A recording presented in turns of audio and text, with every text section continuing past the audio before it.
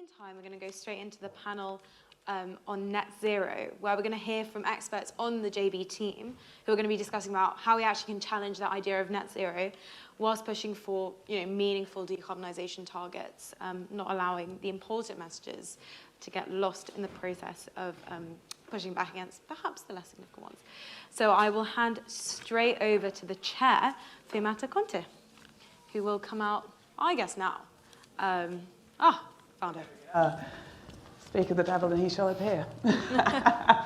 Well, hello everybody, and thank you for joining us this afternoon for a really important discussion called We Don't Care When Your Net Zero Target Is. I love that title.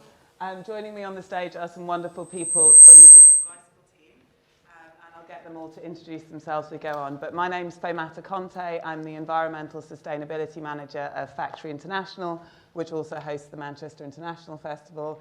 I'm a tall, light-skinned brown woman with dark lipstick on, with loose braids around me, and I'm wearing a blue dress.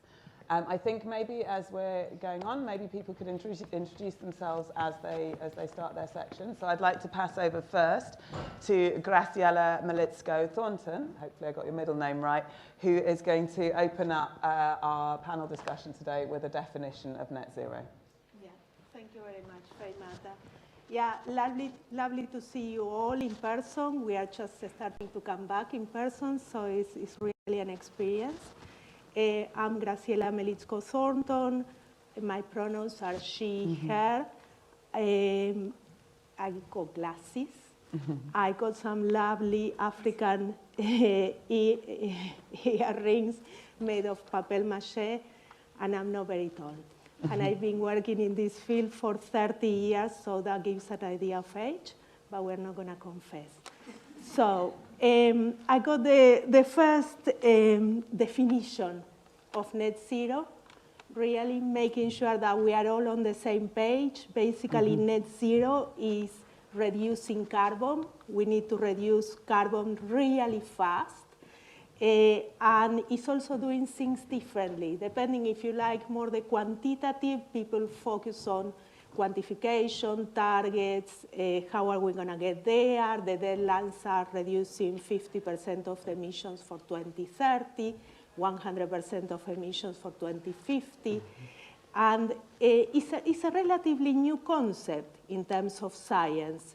So around 2010, scientists working with the IPCC, the Intergovernmental Panel for Climate Change, starting looking at the accumulation of greenhouse gases in the atmosphere don't clear away quickly. So even if we cut emissions tomorrow, still are going to stay, the gases are going to stay in the atmosphere for a long time. And the other element is that the temperature takes centuries to stabilize. And this is where the net zero concept came from. It was rapidly adopted in Paris in 2015. As we were reminded this morning, climate justice was in Paris as well. And I think probably the most important message around net zero is that all the sectors need to decarbonize. So basically, we need to decarbonize electricity.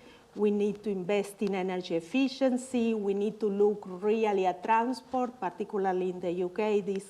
This conversation is behind. We need to look at resource efficiency and materials, reducing food waste. 1/3 of food goes to waste. And looking at healthier diets, away from meat, and we need to look at reforestation, because net zero is strongly linked to the healthiness of the ecosystems and the diversity of ecosystems. So really, carbon capture is a last resort. We are listening as this is getting more and more acute. We are listening to a lot of technologies that are saying, no, we are going to solve this with sequestration, sending carbon under the soil, sending carbon under the ocean. But that is really a last resort. Technologies are not there comparing to the acuteness of the problem and the speed we need to act. And last thing from me, because we're gonna go in deep with my colleagues, is I would like just to have an idea. How many of you are looking at net zero, looking at the conversation into net zero? I don't know if you wanna, just to stretch, put the hands up, or stand up. Yeah, could we say 30% of the audience, maybe, more or less? Yeah, okay. Okay, that's interesting. Yeah, and I apologize, I have to rush, but I got an appointment. So I leave you in good hands. Yeah, that's what I can say. Graciela. Thank you so much for that brilliant definition of net zero and how it encompasses everything. I did put my hand up when I said net zero, and I was like, did I put net zero or did I put carbon neutral? That's one of the challenges, really, isn't it? So, yes, as Graciela said, unfortunately, she had to leave us just now for an appointment. But with the rest of the Julie's Bicycle team, it's almost like, not advocates, but we've, next I'd like to hand to Richard, who'll tell us some of the positive aspects of net zero. Sure. So hi everyone, I'm Richard Phillips. I'm a climate change specialist for the music industry at Julie's Bicycle. And I am a male, white, relatively young, but clinging on to my 20s, and wearing actually quite a lot of dark clothes today, but that's not an expression of mood, particularly because I'm going to be talking about the benefits of net zero, which is a slightly unenviable task on this panel, because we are going to go into some of the critiques of it. But I mean, I guess I just wanted to say, I mean, there's the majority of the room there putting their hands up saying that they're looking into net zero at least, and probably a lot of you have set targets as well, and thinking about how you can achieve it.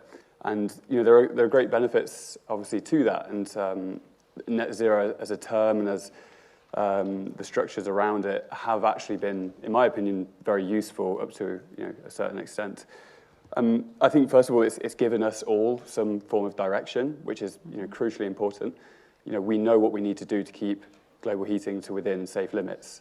Obviously, it's a great challenge, but it's at least helped us know where we're heading and what we need to do to get there. We need to reach net zero by 2050 at the very latest, and halve the emissions on the journey towards that by 2030. Again, at the very latest, and if we can strive for more, then that's even better. But I think there's really something about the human psychology here which interests me, that I think we need goals and something to shoot for and clarity to act. And I think that net zero has helped us have that goal. It's a shared target, it's a collective target for every individual, every organisation across society. And I think, the psychology of that is really crucial. I think related to that, it helps us, or at least helps me feel that climate change is a problem that we can overcome. Obviously, its framing is quite focused on the numbers. It's focused on the quantitative side of reducing emissions. But it feels like such an overwhelming challenge like the climate crisis that can foster inaction. And that's really, that's really deadly to the climate movement. So having the net zero target there and understanding the direction of it, I think it's helped us have some sense that we can overcome this if we reach that goal. And then the final point that I wanted to make in defense of net zero is that I think it's been an amazing Trojan horse for environmental action. So, while there are limitations to it, and certainly net zero has been misused in some instances, and there are very legitimate claims to greenwashing, particularly before net zero was formally defined, as Graciela has just been able to do in a nutshell. It has still been that Trojan horse to mainstream climate action across society, and it seeps into the public consciousness. I think purely as a branding exercise, yes, there are issues with it, but it's a phrase that we're all familiar with now. I mean, we're still not always certain on the definitions, but generally we know that net zero means best practice climate action. And that alone has meant that we can then demand more from governments, demand more from companies and organisations to set net zero targets and to hold them accountable to that. So that's the other point, really, is that it is a system in which we can now measure our performance against. I think all of those things we shouldn't lose sight of in terms of net zero. Sustainability's got this big problem of constantly needing to update our lexicon, and it makes it very confusing for kind of the average person on a day-to-day basis to know what to talk about and how to improve their environmental impact. So I think net zero has really helped us with that dialogue and with that discussion. But it is limited, and we're going to go on to those limitations now. So now, after Richard shared with us some of the positives of net zero, Claire Buckley will share some of the negatives. Just before that, I just wanted to remind people that Slido is still active. So if you go into the Slido app, and if you're online as well, it's a way you can interact with us here in the room. And then there's a list of all the different rooms that are here today. So the discussion we're having now is we don't care when your net zero target is. So now, Claire, would you like to tell us some of the negatives of net zero? Hi, everybody. I'm Claire Buckley, environmental consultant with Julie's Bicycle. I am a white, middle-aged Irish woman. I'm very short when I stand up. And like Raj Pal said earlier on, all the clothes I'm wearing today, apart from my underwear, are recycled. So I think talking about net zero, it's fantastic to have the chance to talk about it today.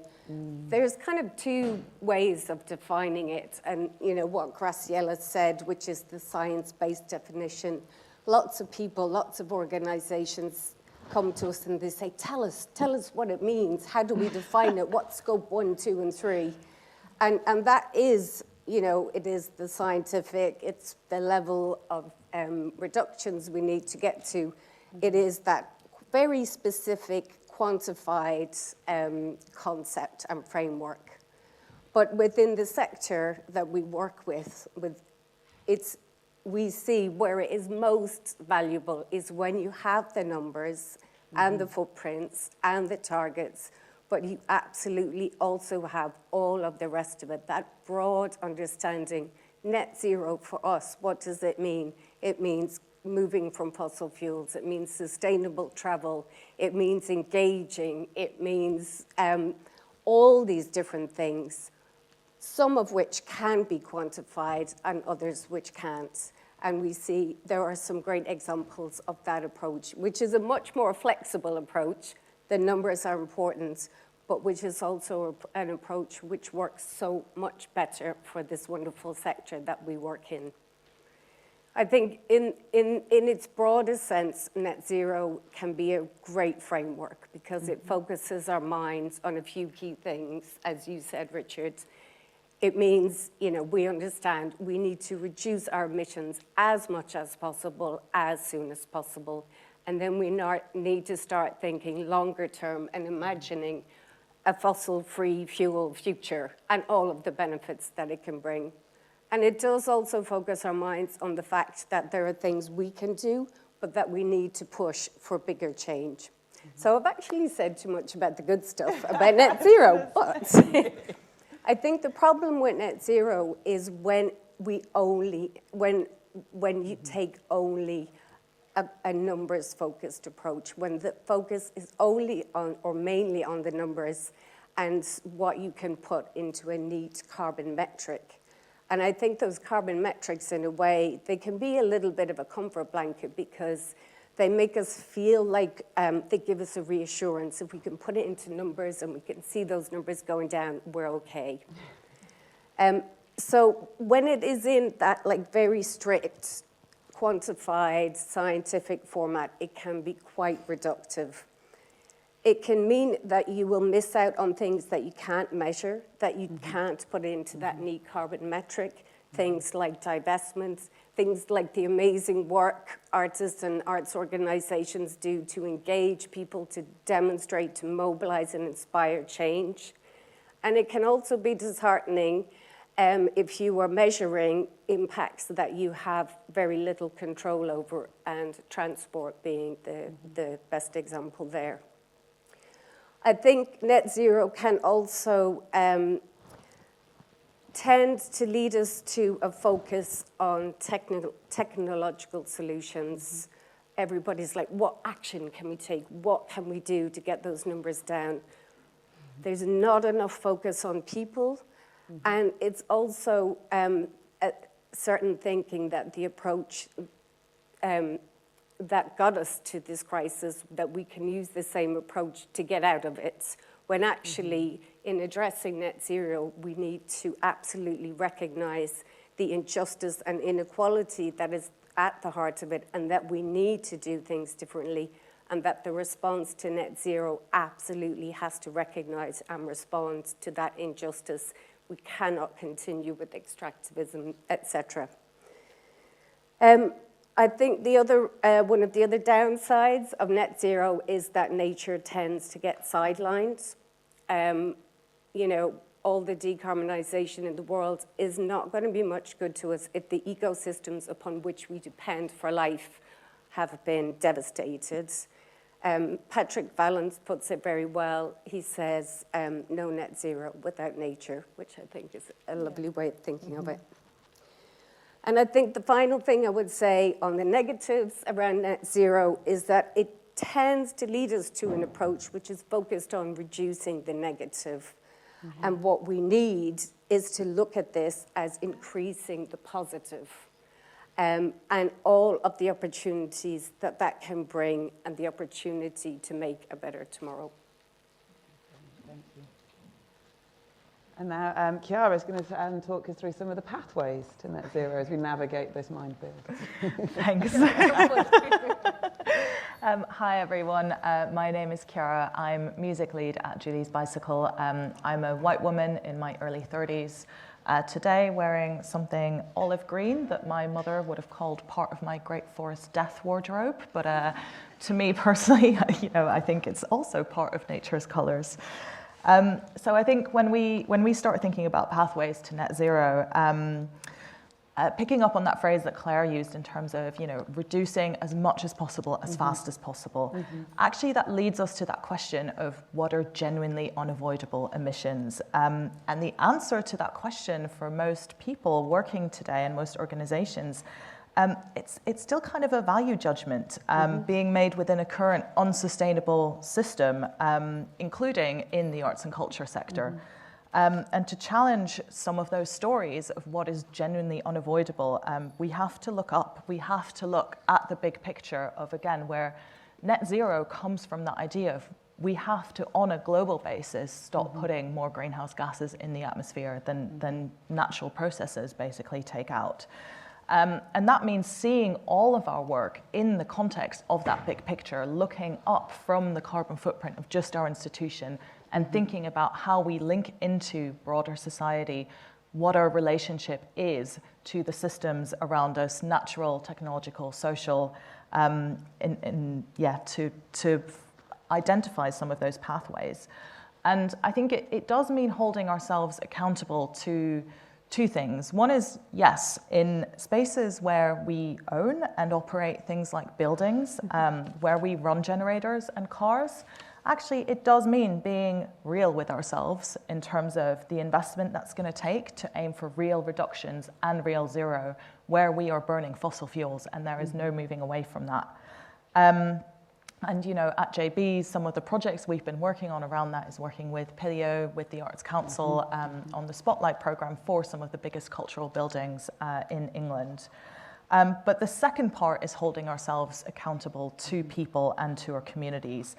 Again, in the context of these bigger systems around energy, around how we get around what we eat, around who owns and controls land and spaces. And that actually means making it possible for the people that you work with or who come to see your work to make lower carbon choices, in particular those who may not have the freedom or privilege to do that themselves. And it can mean campaigning for those fairer and faster transitions at a policy level, locally and nationally. I think especially when things, as they are at the moment, are looking, should we say, a little bit hairy at the national level, that is not the time to withdraw from that conversation. That is the time to double down and make sure that we do not lose sight of our responsibility in a global North country to accelerate shifts. And I think, you know, if we're not setting those other targets and linking into that bigger vision, then the amount of time that also we as the JB team spend in conversations with people who are trying to figure out, like, should I set my organizational business net zero target, should be 2025, 2030, it's starting to sound a lot like hot air if we don't look up into that bigger picture. So that's where the really exciting part of that transformation is, moving beyond the net zero date, so the immediate reductions, but then challenging your own stories about what unavoidable emissions are, thinking about how you move along with people. And hopefully that's what this whole day has been about, is really looking beyond the horizon into tomorrow. Yeah, no, thank you so much for that. It's really good. Just realising you were talking, it's like, oh yeah, I've just been thinking about my organisation's net zero target. It's like, no, it's a global thing. Oh yeah. And then sometimes reminded something I talk about, and I say is like, no one wins unless we all win, right? So it's like, it's a net zero target for the whole world. But thank you all so much for that. I've got a couple of questions that have come through on Slido. I'm not sure how long our session's going to run to. So, it's 10 minutes. Brilliant. Thank you so much for that. Pop up there. So I've got a couple of questions on Slido. Obviously, there's loads we can talk about in there, about language, about framing, about so much stuff. But I'll share these questions with you. And if other people want to add stuff in here, sorry, I'm volunteering you beyond this, but I'm sure the JB team will get back to you later. So please add all your questions to Slido. So I'll just give you a couple of questions and then maybe take a couple of minutes to think about it, and then we can see, oh, another one's just popped in. So first question I've got is, there's a lot of storytelling going on about net zero, but which stories will we believe, and how can artists help? So that's one question. And then this one, which is, any thoughts on reframing the conversation in the workplace? I'm in charge of my work's environmental plan, and net zero is always raised, but we already have low emissions as we're a small organisation, so I don't know how else we can show our commitment to the cause. Mm-hmm. So for me, that speaks about people being asked, like, but when are you going to be net zero? And then it's like, but what are the unavoidable emissions? Sorry, I'm answering on your behalf. But yes, so two things. Around all the stories that they are around net zero, which will we believe, and how can artists help with that? And then how can you reframe conversations so they're not just about net zero? Because if you reach the point where you've picked all the low-hanging fruit, you've done all the things that you're going to do, but people are still pressing you for net zero, how do you reframe that? Anybody can jump in when you go. Yeah, Claire, you put your hand up first. You're all polite. I think in terms of the storytelling, the stories that people will believe are stories which are rounded and holistic, which kind of cover, those different areas of, from materials and food and drink and transport, that you have this understanding of the whole of what you can change.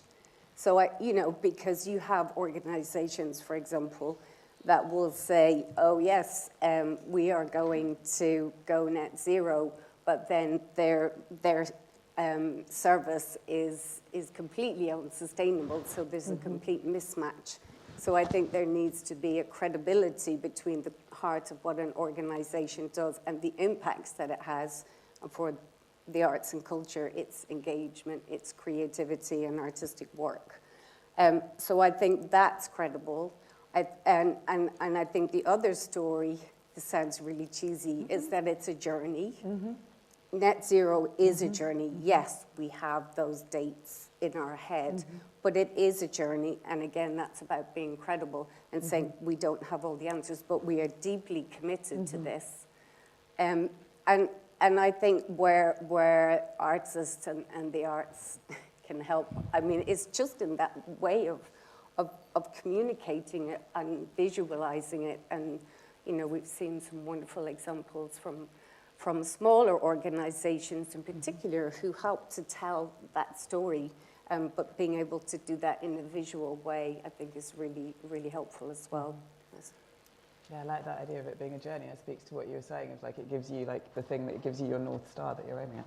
Exactly, yeah, and I completely agree with what Claire just said. And I think for me, the stories that you should be skeptical of, it kind of strikes right to the heart of the question of this session, which is, we don't care when your net zero target is, because the ones that I would be, really raising an eyebrow at are ones where they've almost tried to be too ambitious, because we know that the solutions, we know what the solutions are, but the infrastructure that goes around that, we're talking about like electric vehicles and things like that, EV points, it's not there yet. And there are things that are beyond any organization's control. I mean, there are things that we can influence, certainly, and call upon and demand more change.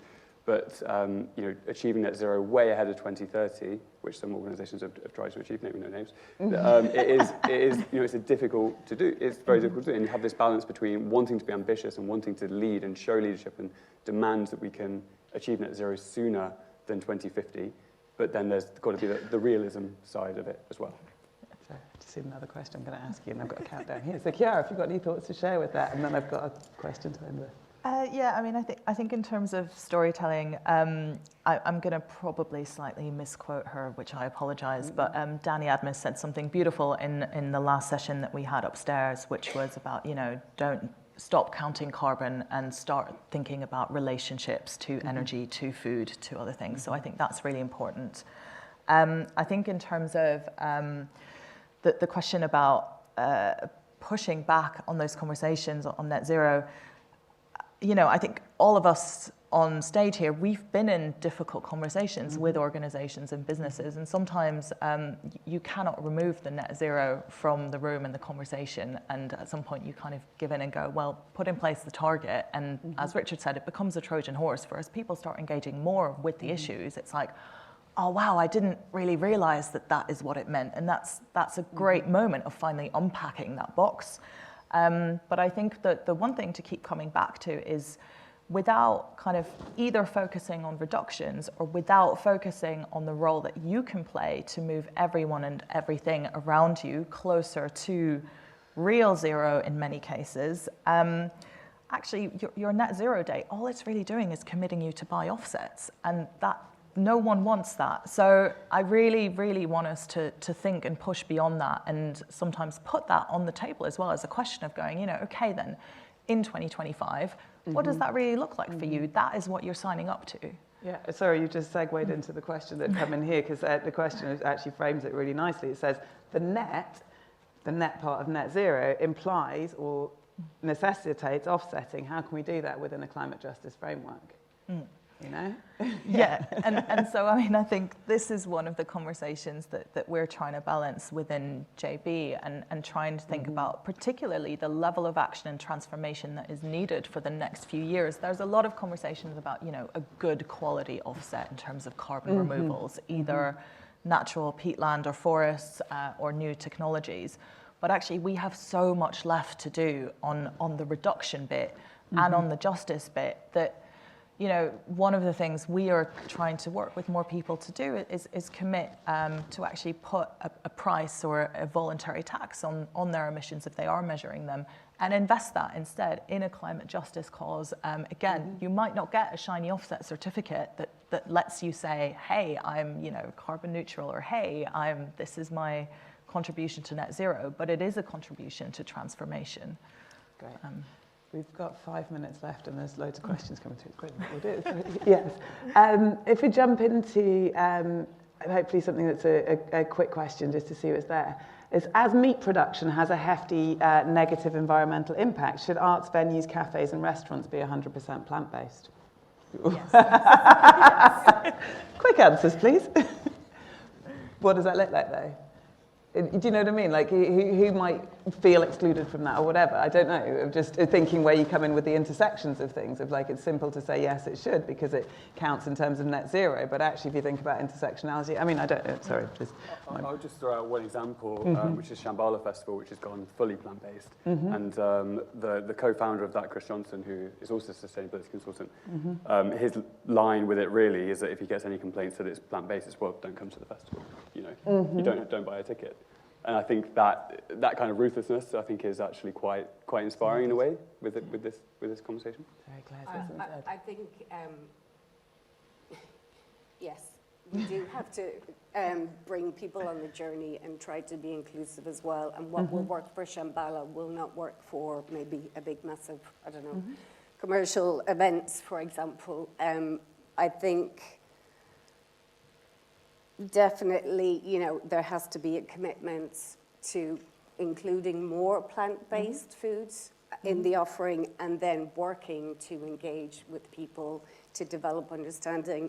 There's lots of amazing food campaigns and organizations that will help venues, at festivals, etc., to do that work, to help people to understand and to bring them along. There will always be people who will, really find that challenging. But I think, going as far as you can on it, but bringing people along is yeah. And I think it's worth within that as well, kind of almost separating two parts of a story in the sense that, you know, food is also really tied up in cultural heritage. Of course it is. And so, you know, we don't want to sweep that conversation aside. But on the other hand, if we are being honest with ourselves, actually a large number of large arts and cultural and creative businesses, they're not necessarily engaged on a community level with food cultural heritage.